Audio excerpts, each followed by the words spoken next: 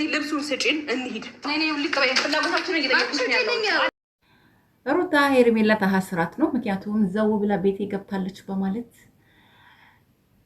እስር ቤት ልትከታት ነው። ምክንያቱም እስካሁን ድረስ ያው ከሩታ ጋር የነበራት ቁርኝት መጣላት አብርሽን በመውሰድ ባለው ነገር በሙሉ ሙከራ በማድረግ ዛሬ ላይ እንግዲህ እስር ቤት ወረውራሃለሁ ብላለች።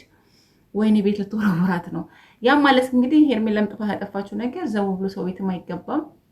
ወይ ፖሊስ ይዘሽ መሄድ ነበረብሽ፣ ወይ ደግሞ ልብሱ መተው ነበረብሽ። አንዳንዴ አለማስተዋል ብዙ መዘዝ ይዞ ይመጣል። ልብሱን ስጪ፣ ልብሱን ፈልጋለሁ ብለሽ ወንድ አስከትለሽ መሄድሽ ራሱ ትክክል ነው ብዬ አላስብም። ሰው ቤት ዘው ብሎ አይገባም። መጥሪያ ራሱ በማታ እንኳን አይሰጥም። ገባሽ? እንትን ያስፈልጋል፣ ምስክር። የሆነ ነገር ይዘሽ ስታደርጊ ምስክር ይዘሽ ነው መሄድ ያለብሽ። ወይ ደግሞ ዝም ብሎ ሰው ቤት አይገባም። በቃ ልብስ ፈልጌ ነው ልብሱን ስጪኝ አይባልም። የሰማንያ ሚስቱ ነበረች። አዎ ዛሬ ላይ ተጣልተዋል። ነገ እኮ ተታርቀው እንደገና ይቀጥል ይሆናል ህይወት። ስለዚህ አሁንም ቢሆን ማስተዋል የሚባል ነገር አለብን። አብርሽ ወደ እሷ እስከሄደ ድረስ አንቺ በግድ ደግሞ ታስቀሪው አትችይም። ገብቶሻል? ሄርሜላ በጣም ነው የምንወድሽ። ያው ብዙ ሰው ይወድሻል፣ ብዙ ሰው ያከብርሻል፣ ብዙ ሰው ይደሰታል በአንቺ ሁኔታ ሁሉ። ብዙ ማስተያየት ሀሳብ ይሰጣል። ግን አሁን በምታደርጋቸው ነገሮች ደግሞ ጥሩ ነው ብዬ አላስብም። ስለዚህ ማስተዋሉን ይስጥሽ። አብርሽ እንግዲህ እንደ በግ ወደ አንቺም ወደዛም እያለ ነው። እሱ ነው የሁለት ቤት ዳኛ ሆኖ የቀረውና ልብ ግዛ አንተም። በቃ አብርሽም ልብ ግዛ። ልጅቷን በመካከል አንዱ መርጠ ቁጭ አትልም እንዴ?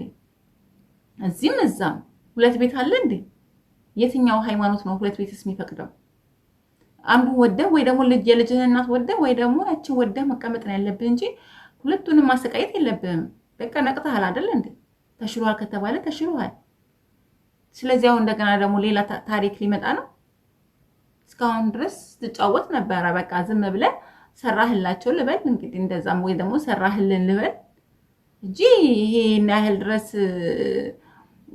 እዚህም እዛም እንደገና ቤት ምናምን ተስትሉ ደግሞ ፈገግታ ምናምን አምጥተህ እዚህ ጋር ደግሞ ቁማር መጫወት በሰው ላይ አይደብርም እንዴ?